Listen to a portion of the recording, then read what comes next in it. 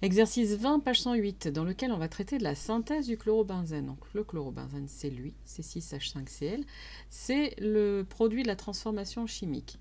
On nous informe que ça se fait à partir des réactifs benzène, C6H6 et dichlore, Cl2. Alors pourquoi c'est important de faire ce premier travail préliminaire sur réactifs et produits? C'est parce que la question 1 nous demande de remettre tout ça dans l'ordre. On a les actes élémentaires, mais ils sont dans le désordre. Donc déjà, identifier réactifs et produits va permettre de placer quelques billes, on va dire.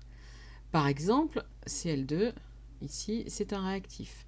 C6H6 est également un réactif. Mon produit, je le trouve dans cette étape-là. Donc ce sera une des dernières. Pas nécessairement, ça dépend s'il y a un catalyseur ou pas. Et la question 2 me dit qu'il y a un catalyseur. Donc je vais en chercher un, je vais même répondre à la question 2 avant la 1, je vais chercher le catalyseur parce que je sais que cette espèce chimique va se régénérer. Alors on est facilement tenté de dire, j'ai H+, là qui est consommé, j'ai H+, qui est consommé, qui est produit ici, et je sais qu'H+, il est souvent catalyseur. Mais il se trouve que H+, peut aussi être un intermédiaire réactionnel. Et là, en l'occurrence, c'en est un. Alors, comment on peut arriver à cette déduction? C'est en observant les 4 étapes élémentaires. Je m'aperçois qu'il y a une molécule qui n'a pas grand-chose à faire avec les réactifs et les produits. On ne sait pas bien d'où elle sortirait. J'ai ce AlCl4-. Alors, certes, il y a du chlore. J'en ai dans le chlorobenzène, j'en ai dans le dichlore. Mais l'aluminium, j'en ai ni dans mes réactifs, ni dans mes produits. Donc, a priori, AlCl4-, il doit être en lien avec le catalyseur. De l'autre côté, je trouve AlCl3, donc je sais maintenant que j'ai les deux formes de mon catalyseur, AlCl4- et AlCl3. Il va falloir choisir entre les deux, lequel est bien le catalyseur. Je vais regarder l'autre équation où ils apparaissent ces deux-là, c'est celle-ci. J'ai ici AlCl3 nouveau et AlCl4-. Eh bien, c'est cette dernière équation-là qui me permet de trancher. Quand je suis ici, je n'ai que le catalyseur avec a priori des intermédiaires réactionnels. Quand je suis là, j'ai le catalyseur qui réagit avec un de mes réactifs. Donc ça me confirme que c'est bien lui, le catalyseur, et que cette étape ici, c'est la régénération de ce catalyseur.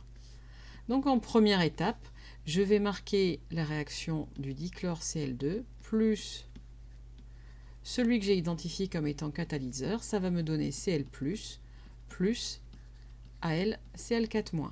Pour la suite logique, eh bien, je ne vais pas m'intéresser là parce que ça, je l'ai identifié comme la régénération de mon catalyseur. Ça va revenir probablement à la fin. Il faut que je dégage du H+, pour que mon catalyseur puisse revenir à son état de AlCl3. Donc je vais regarder Cl+. Cl+, l'étape dans laquelle je le vois ensuite, c'est celle-ci.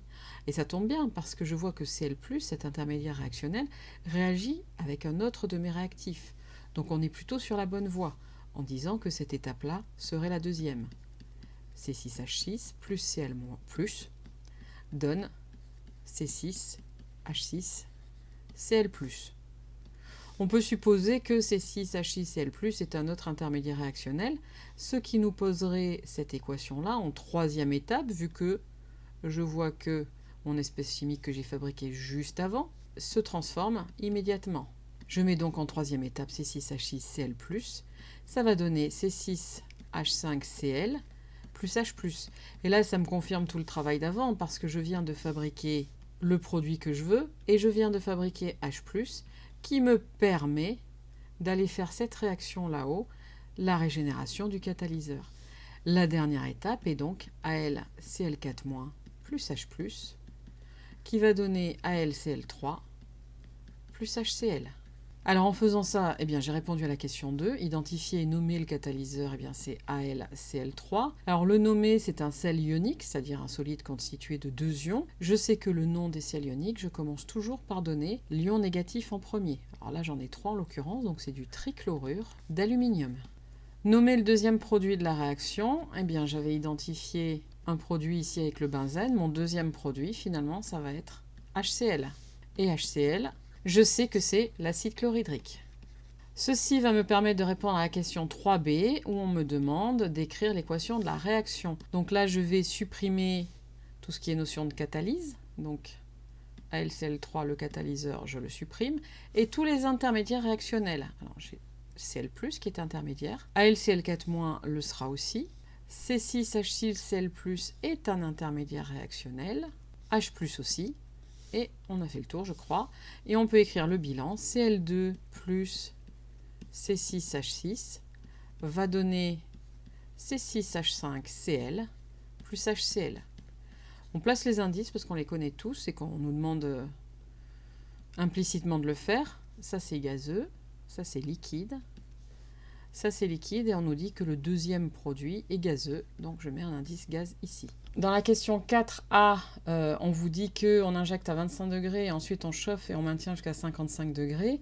Alors, pourquoi on fait ça? C'est parce qu'on sait que la température est un facteur cinétique et qu'en l'augmentant, cette température, on va augmenter le nombre et l'intensité des chocs efficaces.